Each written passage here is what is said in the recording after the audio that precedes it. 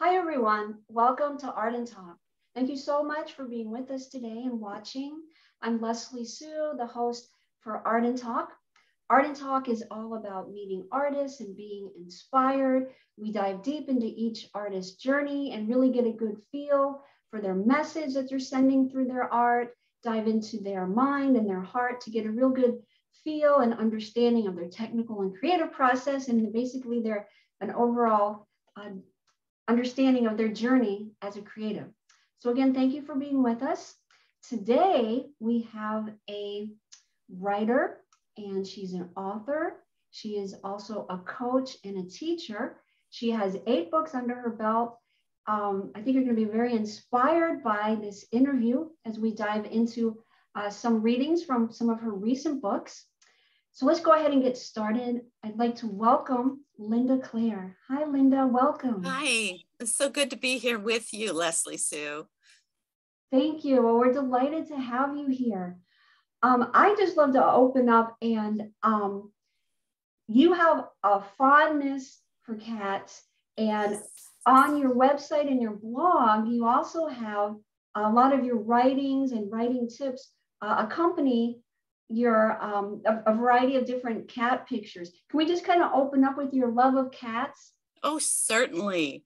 I've been a cat lover since I can remember. My mom's a cat lover.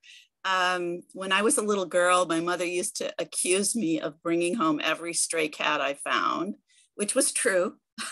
And I've just always been thankful for how much cats add to our lives. You know, I think that they got short shrift for a long time. People, dog lovers, thought that cats don't care, cats are aloof, they don't care about us, but nothing could be farther from the truth. I mean, we who have had cats know that they're not only wonderful companions that can bring us companionship, comfort, lots of laughs, and lots of things that leave us scratching our heads a little bit, but that they make wonderful additions to our family. And that's how I look at my cats. I don't see them as pets. They think they own me, and they're right. They've got me trained very well. And I have allowed the rest of my family to fall in love with our cats too. Recently, I had 5 cats, but in the last few years, age and disease has kind of dwindled that down. And believe it or not, right now I'm down to 1 little mama cat, and then we have a bunny. So I've had more cats than I can count in my lifetime, but they hold such a special meaning for me because I just feel like nobody understands you like a cat. Yeah, absolutely. And also, Linda, cats also interplay in your writing. Can you tell us the connection there? Yeah. When I started a writing tips blog about 13 or 14 years ago now, when the internet was still kind of shiny and new, I guess, I decided I would put a picture of a cat on each week's post. And so it's kind of been a tradition for me. I also had a blog at one point, I think it was in like the mid 2010s. I got really upset one day because another celebrity signed a major book deal. And I thought, this is not fair. You know, writers and artists, you know, we've always had the picture of the starving artist for good reason. And then people that already have all this fame come along and they snatch up all the book deals. You know, that's not fair. So I invented this persona named Miss Cranky Pants. And Miss Cranky Pants posted every week a humorous essay about how unfair life is, and how, you know, a lot of them did turn out to be about cats and just life in general. I haven't posted on that one for a while, but I still maintain the position that a cat picture has to accompany every writing tips blog post. And then just recently got the opportunity to sign a book deal for a little book I thought of called Thank God for Cats. And I was telling you earlier, Leslie, that I thought it would be really cute to have a book that was somewhere in the middle, not quite as snarky as the wonderful book I Could Pee on This. So if you're a cat lover, you probably know that book, and not as kind of saccharine sweet and smarmy as, you know, pictures of kitties in baskets on May Day or Mother's Day or whatever. So I wanted something that was in the middle, because I could tell from a lot of the people, I belong to all these cat groups on Facebook, and I could tell from a lot of the people I interacted with that, yes, we love to laugh at our cats and all the funny things they do, but these cats mean a lot to their owners, and I mean, provide comfort when they're sick, you know, and they don't do it dog style, they do it cat style, which makes it even better, because, you know, a dog is always trying to please you, but when a cat extends compassion to you, then you know he really means it. You know, there's nothing in it for him. So I found a local illustrator who was between projects, and I approached him about, you know, maybe doing some illustrations for this book, which comes out from Broad Street Press in June of 2023, which sounds like it's far off, but for writing, that's not that far off. And I've just had a ball writing it. It's just been so wonderful to write something affirming and geez, comforting during this pandemic. And, you know, a lot of us have spent a lot of time with our cats because we couldn't go anywhere, you know, which they loved.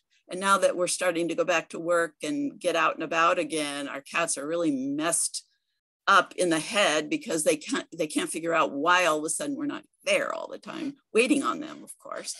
So yeah, just having a ball writing this and working with Sandy Silverthorne, who is my illustrator. We are collaborating on this book because I feel like his drawings really capture the spirit of the humorous stuff I'm writing. Mm-hmm. Yeah, I love the focus on the cats, and that's been a theme with some of your other books, and the collaborative effort that you spoke about as well with Sandy is wonderful also. Let's go ahead and move into your most recent book. Now, the Thank God for Cats is, as you mentioned, is going to be out in June 2023. And yes. So your most recent book, which was out in 2020, Prayers for Parents of Prodigals, is kind of moving into a whole different territory. I'd like to pull up an image and have you elaborate on that, if you would, Linda, and then we'll have some excerpts from it. Okay. Prayers for Parents of Prodigals is one of my heart issues. Anybody who's an artist or a writer always has to figure out, you know, what does my heart really have to say? I have 3 grown sons who all suffer with what is now known as substance use disorder, formerly called addiction. And there's a good reason for that. There is a huge movement afoot in this country and in other countries where, instead of condemning or punishing or turning our backs on people that struggle with either opioid abuse or other drugs or alcohol, we are learning that more people get well and stay well if they have support from their families. And, you know, it's different from saying, I'm an enabler, or I'm trying to keep my sons in their addiction by helping them. You have to learn to support, but have good boundaries in place. And that's what I'm learning. There's a method called the craft method. I've stumbled on some books early on that have helped me kind of pivot away from that whole idea about tough love and just kicking them out and letting them hit bottom and not lifting a finger to help because they're abusive and they steal and they lie and all this kind of stuff. What I've learned though is that by having love with good boundaries, I can still support my sons. And I look for these moments when we call them green light moments, because they are times when our sons or daughters are kind of thinking a little more clearly. And we can ask them and ask them if we can help them, move toward recovery, which I tried to sell as a book called Just Love. Unfortunately, the faith market that I publish in is a little behind the times, I have to admit. And it was rejected all around. So what I was left with was this Prayers for Parents of Prodigals. And I just wrote from the heart to my 3 sons. Yes, absolutely. I would love to hear an excerpt from this. Okay. All right. Well, here we go. I never thought I'd be a parent to 1 prodigal child, much less 3 of them. I grew up middle class with 1 sister. And although I was a teensy bit rebellious in my teens, Sis and I were largely compliant. We did our chores, went to school, and excelled in extracurricular activities. I was the brainiac, and my sister was the athlete. Perfect. Maybe that's why God blessed me with 1 daughter and 3 stubborn and strong-willed boys. To say I had no clue to raising sons is an understatement. When the boys each veered off into the addiction that runs rapid through both of my family and my husband's family, we were flummoxed. Our middle son's meth addiction began, unbeknownst to us, around 6th or 7th grade. The other 2 boys followed with drug experimentation, finally settling on alcohol as their drug of choice.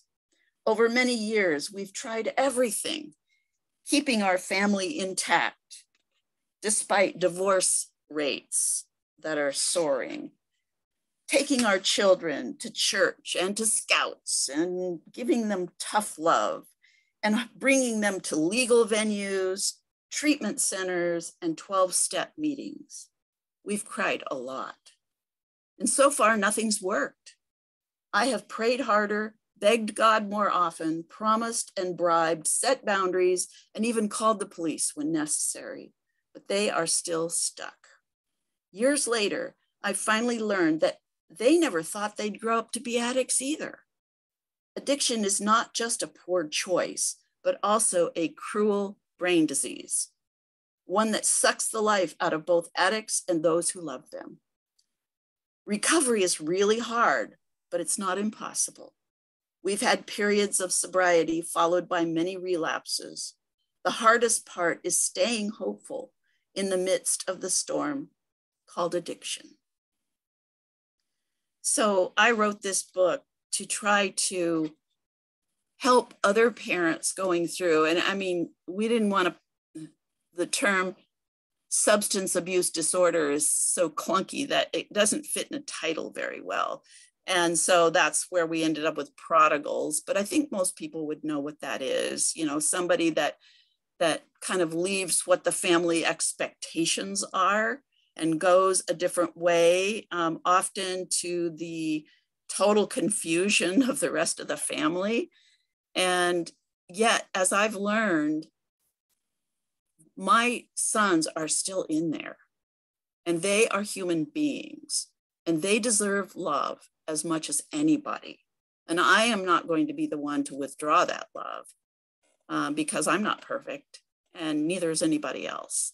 And so, I sound like I'm kind of beating a drum here, and I really am, to try to raise awareness of how much we shortchange people who could be very productive citizens, very happy people, if only we would help them in the right ways. And, a lot of it comes down to money.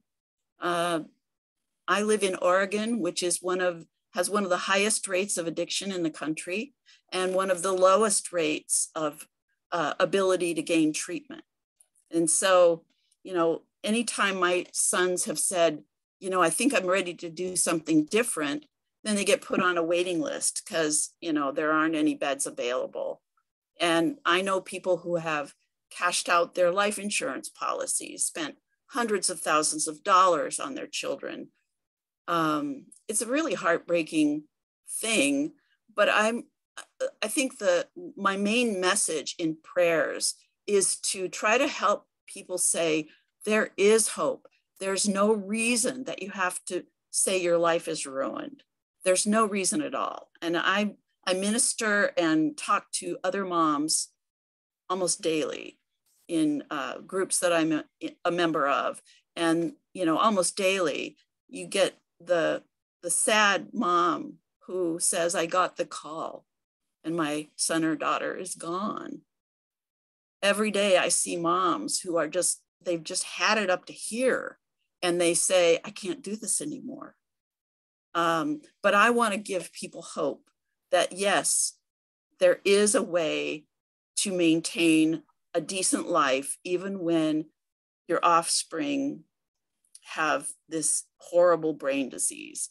And the way that I do it and the way that I'm learning to do it from other much more qualified people than I is to love with boundaries. I call it just love. A friend of mine who also does ministry in the same area in Minnesota calls it loving well. And I believe that's a really good resource for us to think about, so it isn't the kind of love where people just trample all over you because you're always going to lay down in front of them. That's not the kind of love that we're talking about. We're talking about love that takes into consideration the fact that this is a person who in many instances is a grown-up now, even though they don't act like it. And yet, the more that I give my sons the honor of having their dignity, I speak to them as if I would speak to any loved one. I've had to work on that. Sometimes my eyes want to narrow when I'm talking to them. Sometimes this little expression of disgust is right on the edge of my face, and it's all I can do to keep my face impassive, to not communicate that I'm really kind of put off by things that are happening. But the more I look at my sons as real people who, by the way, already know and believe that they are losers, that they are trash. And that's what they believe about themselves. And so my heaping it on their heads with more of derision isn't going to help anything. And society piling on doesn't help anything. So the more often we can leave people with hope, leave people with a way to interact with their loved ones with substance abuse disorder, because a lot of times mental illness is also a huge factor. It's what they call comorbidity, where you can have mental illness.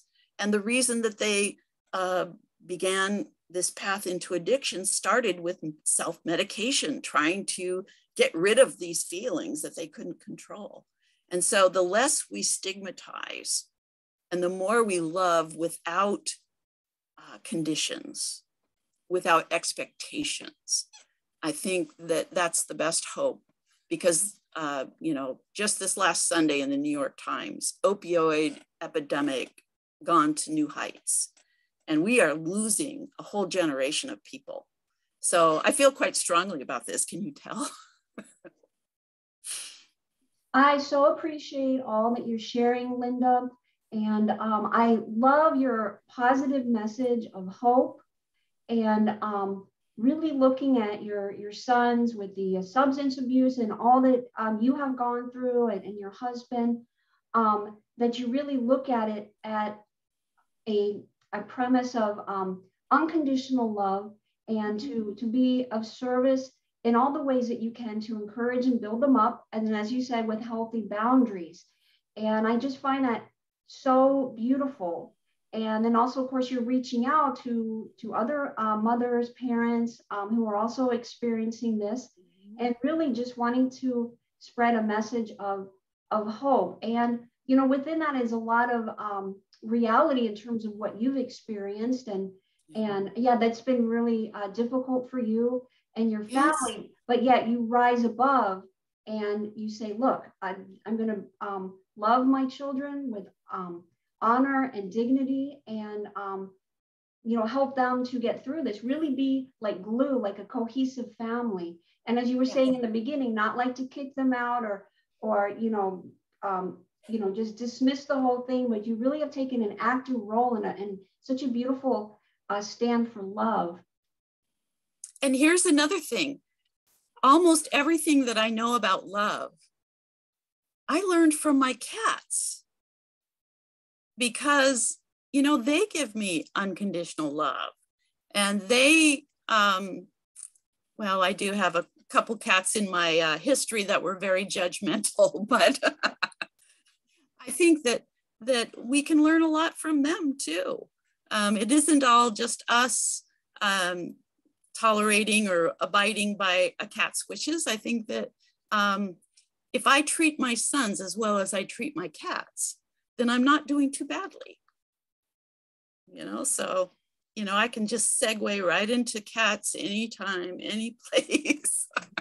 Yeah, I love that whole learning experience that we all who have had pets, grown up with pets, or have them now, there's so much wisdom that they contain and so much that they offer us to Right. help us to evolve. It's such a beautiful tie-in. So I appreciate You can always tell a lot about a person by how they treat an animal. A person that doesn't have respect for animals probably doesn't have too much respect for people either. And so I told, I said in my reading that I have a daughter. I actually have a set of twins, and she's one of them, and one of my other sons is one of them. And I told her when she was out husband hunting in her early 20s, always make sure that your boyfriend loves animals, because you can tell a lot about a person that way. And if they don't, or if they dislike animals, I mean, I have my limits too. I said no when my sons wanted to have a scorpion for a pet. No.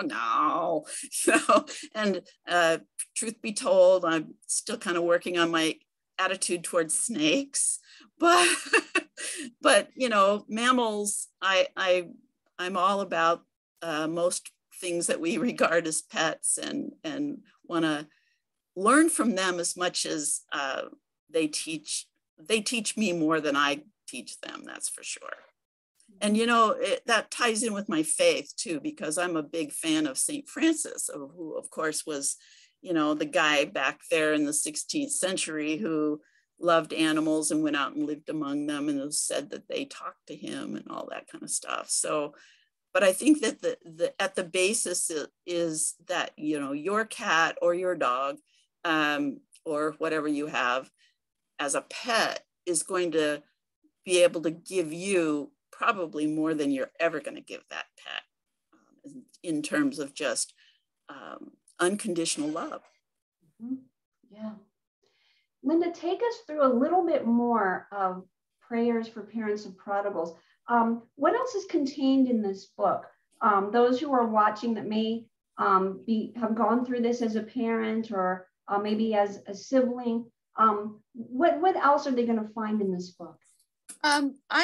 When I wrote this little book, I made sure that I tried to think of every emotion, every situation, every good place, every bad place that I had been, because as I said in the introduction, my youngest or middle child, got hooked up with the meth epidemic when he was in middle school. And he, just as a disclaimer, he had mental illness problems throughout childhood. And it was really hard for us to even know what was going on for a while. But I wanted to mostly tell people that, it sucks, but there's hope. So do you want me to read a little bit more? Okay. All right. This one's called Gardens of Hope. Here in the Pacific Northwest, the winter landscape looks dead and brown. I have it on good authority that this is true today.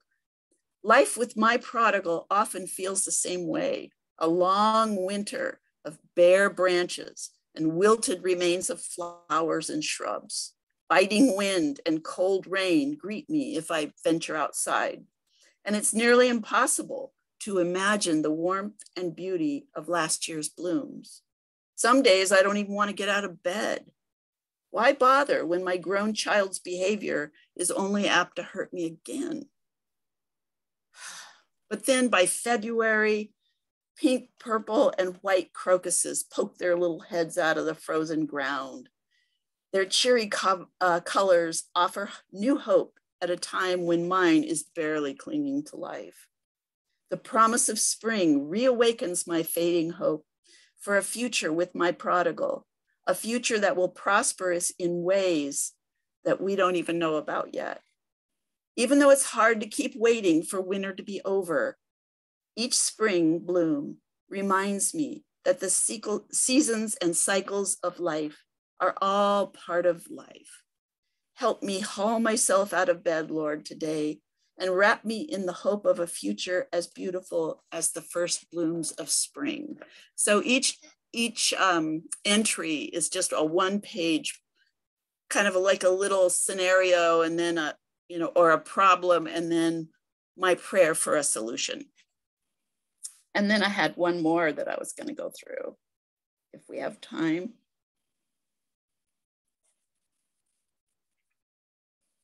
And it's about love. When it comes to my prodigals, love is confusing, infuriating, and the best thing ever.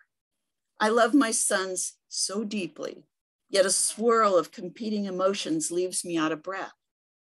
I love my grown children, and yet at times I wish I could hang them up by their toenails too.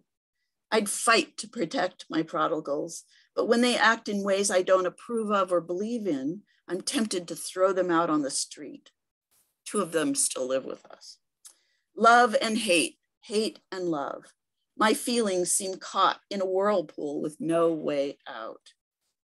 But maybe love isn't just an action that I do or don't do. Maybe love is what and who I am. Love is inside me and it is beyond me. I can say, I love. But when I am love, I'm connected to God in a way that feels abundant, giving me a well that never runs dry. This kind of love doesn't come and go depending on my circumstances. No, love is patient and kind, keeping no record of wrong. It will free parents and prodigals alike to love one another despite our failures, our addictions, our differences. Love is hope's flame, the hope that my prodigals and your prodigals and everyone's prodigal will find their way back home soon. Linda, that is so beautiful and so deep, not only well written, but we really get this deep sense of, first of all, the realities of what you're experiencing. There's no denial. You're expressing all the different emotions that you're going through, but yet you find this reservoir within you through faith and through looking really inward of love to really carry you through. And it's just this beautiful message that I can just feel is like just has been blooming and blooming inside you. And it's really beautiful. And I think one of my little buzzwords was actually a book project that hasn't been contracted yet, but I took it from a little verse in the book of Isaiah in the Old Testament. And it's just carrying me through. I feel like when I can't do this, which is a lot, and I mean, nobody can do this. And that's why you get to the end of the rope and want to just let go.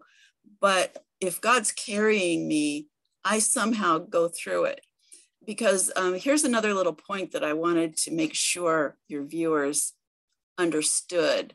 And that is that a lot of people who claim Christian faith are always praying for miracles. I do it too. I'm praying for a miracle for all of my sons. And I'm, if I think God is the one that made the universe, then I suppose a little miracle change in my sons isn't too hard. But here's the thing, in my lifetime, because I've had a lot of different challenges. I am a polio survivor, one of the very last people to get the disease of polio before the vaccine became available. So it paralyzed for life one of my arms. So I do everything one-handed. I type, I paint, I write.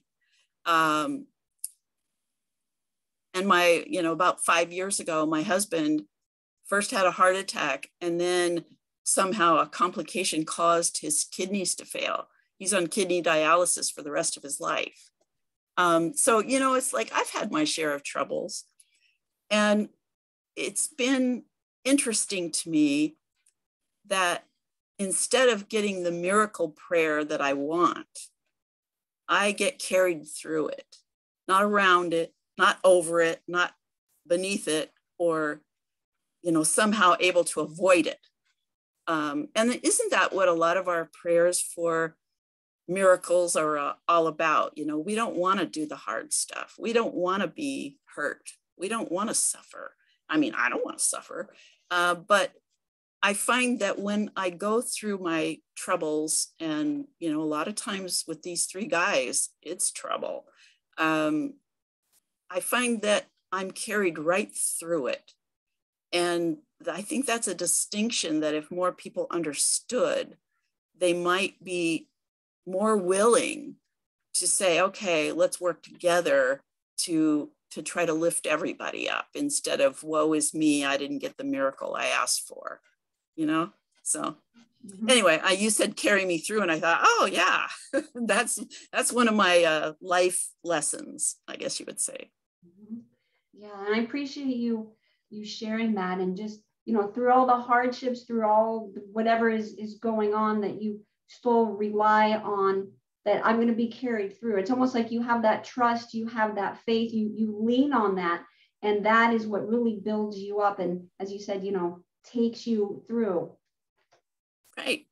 And I feel like it isn't just, I know some people think, oh, well, your faith is just a crutch that you rely on, for something that's invisible. But honestly, I see God everywhere. I see God in my cat. I see God in you. I see God everywhere I go. And, my mission in life is to act out love and be love for people instead of trying to close myself off because I've got this bad thing happened or that bad thing happened, and I think that people that know about suffering and have gone through a lot of it are often more likely to say something like that they've learned how to walk through trials and tribulations. Mm-hmm. Yeah, I think your journey is so beautiful in that, Linda, that you really help us to, whatever anybody has gone through, may, be similar to what you have, or, in some different way, but still that same, feeling, similar experience, that you really, bring us back to the fullness of love. And that almost like, how you're so established really in your purpose. You know why you're here, and to elevate us to love, to show us love, no matter what is being experienced, in a family unit, with oneself, in whatever capacity. And what a beautiful message. Well, it helps when you have 3 adorable grandchildren too. and I've never met a cat I didn't love that didn't love me. And so, I find things to be happy about. Mm-hmm. And I think that that's another way that you can just say, what are you going to do about it? Life is life. Yeah, that's a great perspective. Linda, we still have a few more minutes. Okay. I love to tap into your book that's going to be out not this summer, but the summer 2023. Thank God for Cats. Let's go ahead and hear something from that, if you would, please. Okay. As I said before, I invited this local guy. He's amazing. His name is Sandy Silverthorne, and I've known him for years. He took classes from me at the local junior college where I was teaching writing, and he's actually kind of a local famous celebrity because he used to be in all these commercials on our local news stations for RVs. The area that I live in is one of the biggest places in the country that made those big buses that the country stars ride around in, up until the last recession anyway. And then I found out he also illustrates. And so I asked him to help me with this book. And so even though we don't have a video of him doing his art, I'm just going to read a little bit of the opening. Okay. Have you thanked a cat lately? When my family recently gifted me with an official cat person starter kit consisting of a middle-aged female action figure and about a dozen little plastic cats, I was thrilled. It's so true and so me. I've lost count of how many cats I've rescued, adopted, or fed, but I've never owned any of them. Aficionados know you don't have cats, they have you. Cats of all sizes, colors, and temperaments own us. Black ones, white, gray, ginger ones, calicos, short hairs, long hairs, petite cats, and hunky chunky ones, striped or spotted or tuxedoed, three-legged and special need kitties, fine loving humans. Whether they have magnificent plumed tails or no tail, cats of all stripes, patterns, and sizes seem to find us to express affection and demand extra treats. They must sense that we love them too. Around dinner time, cats always weave around and through their people's legs. Stereotypes abound. Cats are aloof creatures that don't care about us or anything else that doesn't benefit them. But genuine cat people know that's not true. We form deep and lasting bonds with the four-pod friends God gives us. Whether we need companionship or comfort, cats are ready to help, especially if there's something in it for them. Although we love to laugh at feline foibles and faux pas, cats seem to know when we're sick or lonely or just in need of some extra head bumps. In the midst of our long, dark nights of the soul, our cats come to the rescue. Long, loud purrs with kitty curled up on our laps make things better for everyone. Cat lovers everywhere have favorite stories of the cats in their lives, from strays, ferals, and rescues to purebred divas and high-priced show cats. Cats are experts at working their way into our hearts, convincing us that we cannot live without them. Felis catus, the common house cat, shows us God at work in our lives. Sure, kitties often demand breakfast well before dawn and never seem to know whether they want in or out. But cats also comfort and console, showing us God's way to faith, renewed hope, and love. We can be thankful for cats who celebrate the Creator with meows, tail flicks, and kneaded biscuits. Celebrate cats long enough and loud enough, and someday you too may qualify for a cat person starter kit. That's the introduction of our little book. Mm-hmm. I love that, how you really dived into the whole feline world, and you're such a great storyteller, and you're so descriptive. I think that's, very, very evident, and there's this beautiful, flow, and we're right there with you, experiencing the emotions, getting visuals, by the words that you're using. Can we tap into some of your writing style that you could share with us? Yeah, I've been at this for a long time. Even though I started out as an English major in college, because in high school, I happened to have an English teacher, creative writing teacher, when I was about 16, that actually made the whole class write poetry and then send it out to real poetry magazines. Well, I was the only person in my class who ever published anything. But the Denver Post newspaper, of all places, this was in the 70s, people, or actually it was the 60s, paid me $3 for a poem. And so, of course, I thought I could write. And, you know, if you are a writer, you're probably remembering a teacher or some kind of a mentor influence in your own life of someone who said, yeah, I think you can do this. Getting into writing took me a while because when I was an English major in college, I didn't want to have to take math classes because I suck at math. So I switched my major to art and never looked back. So I was an art major. I graduated from Arizona State University and began teaching art in the elementary school, in the middle school, in the high school. And I loved it. It was wonderful. It was a fun time. I think my favorite age group was the first graders, because when kids are in first through about third grade, they are expressive and wildly creative, and they'll just experiment with anything. But then when the kid gets to be about fourth or fifth grade, all of a sudden their drawings start getting smaller and smaller and smaller, and they start saying, I can't draw. And, you know, it's mostly society's pressure and the fact that they think that in order to draw well, that you have to make it look like what you're drawing. You have to be realistic. And of course, you know, most of the world famous artists can do that, but they didn't always do that.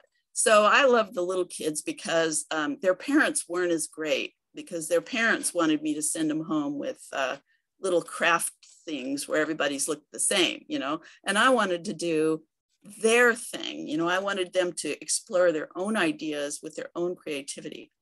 That's kind of faded away. I moved from Arizona to California and had to go back to school in order to qualify to teach there. And in the process, somewhere along the way, I started having a family. And the next thing you know, I have 4 kids and I can't even afford daycare to go to work, you know? So I started getting back into writing, and I was a part of an aerobics exercise class.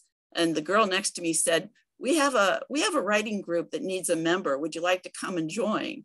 And I did, but that was way back in the 90s. So I've been really at this a long time.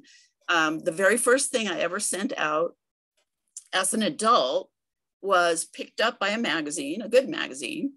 And it was a poem that I wrote about trying to wear white when you have little kids. And I called it wearable art because I always look dirty, you know, because I can't wear white around anything. And then I proceeded to be rejected for everything I sent in for the next like 2 years. And so I don't want anybody to think that, you know, it's just real easy or anything. I finally was able to publish some books, but honestly, it's never easy for anybody. And if they tell you different, they're lying. But the secret to writing, if you've got ideas about doing that, is just to write a lot.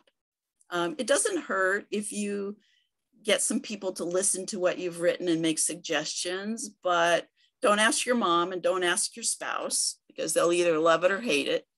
And, you know, take a course, read a book, all those things are okay. But, you know, it's mainly just practice. You know, Malcolm Gladwell said 10,000 hours of practice to master something. And I can tell you, I have spent 10,000 at least practicing. But I think that once you get going with some of the basic things, find out, you know, where is the fire in your belly? What do you think you have to say? I don't think it's a good idea to write. Oh, I remember when I was teaching at the community college, people would come in and say, well, I'm going to write a book just like Harry Potter, because how hard could it be, you know?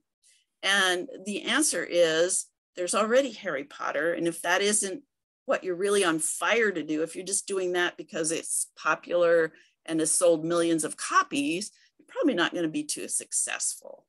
J.K. Rowling was on welfare, broke as a joke, in penning Harry Potter in little coffee shops before she found a home for Harry Potter.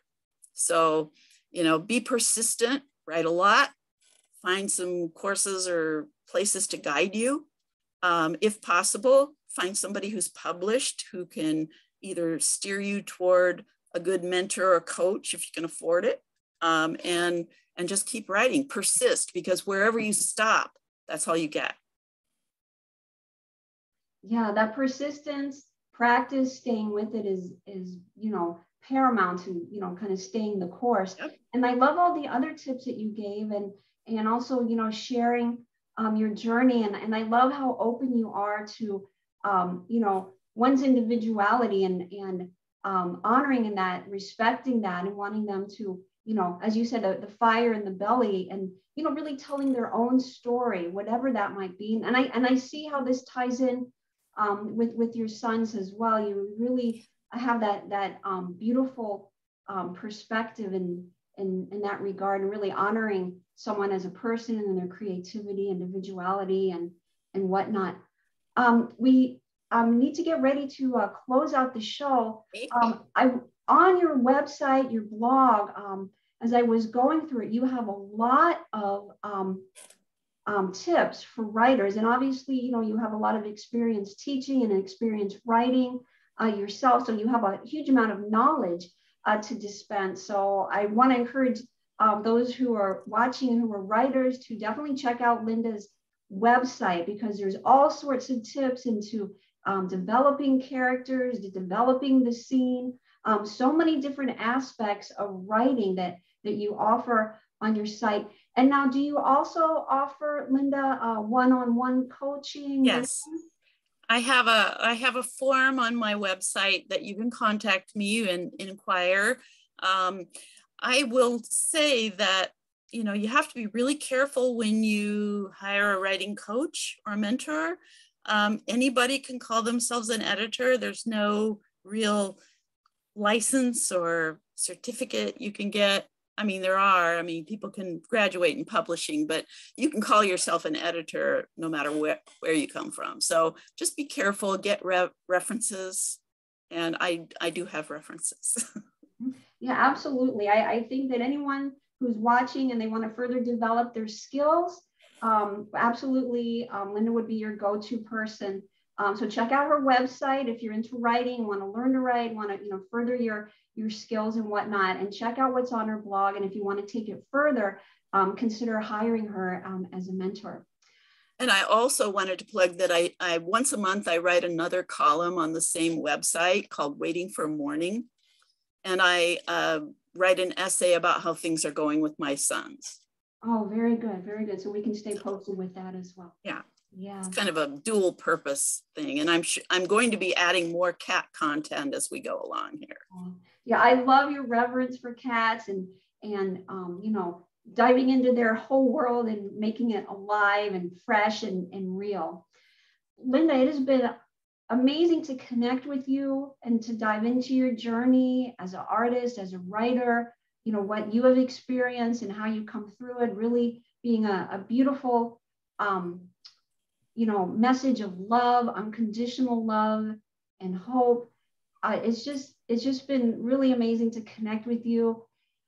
Let us know how viewers can reach you on your social media, and also how they can contact you to develop writing skills for the writers that are watching and all that good stuff.